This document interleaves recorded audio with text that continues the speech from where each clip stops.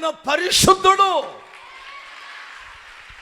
ఎక్కడ ఆయన చూపు మారలేదు, ఆలోచన మారలేదు, తలంపులు మారలేదు. నేను నాలో పాపమున్నదని మీలో ఎవడు స్థాపించగలడు అన్నాడు. అవునా కాదా? స్తోత్రం చెప్పాలి. ఈ లోకములో గురువులు అనబడుచున్నవారు, పరిశుద్ధులు అనబడుచున్నటువంటి వారు, ఏమండి, పెద్ద పెద్ద పాస్టర్లు, బిషప్పులు, స్వాములు, రకరకాలుగా పిలువబడుతున్నటువంటి వారికి చెడ్డ తలంపులు రాలేదా? రావా?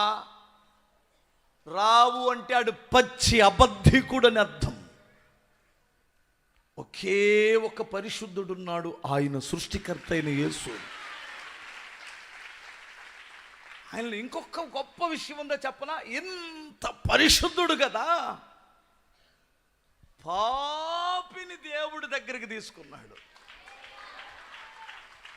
ఇదేంటయ్యా, ఒక వ్యభిచారిని దగ్గరికి తీసుకుంటావు, ఒక త్రాగుబోతులతో కలిసి భోజనం చేస్తావేంటి?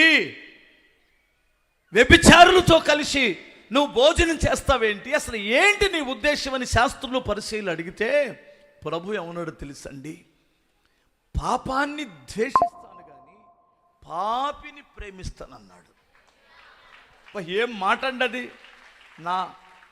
ఇప్పుడు నా కొడుకో నా కూతురో తప్పు చేస్తే వాళ్ళని ద్వేషిస్తామా, వారిలో ఉన్న అలవాటుని ద్వేషిస్తామా?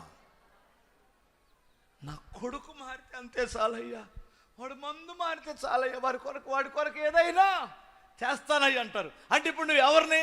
కన్న బిడ్డని ఒక తల్లి ఎలాగే ప్రేమించిందో ఒక తండ్రి అలాగే ప్రేమిస్తాడు.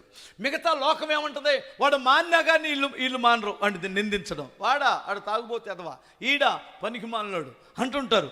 కానీ కన్న తల్లిదండ్రులు ఏమంటారంటే, అయ్యా నా కొడుకు ఒకప్పుడు తాగుబోతు, నా బిడ్డ ఎంత మారాడో, ఎంత ప్రేమ, ఇంకా వాళ్ళ మీద అధికమైంది ప్రేమ.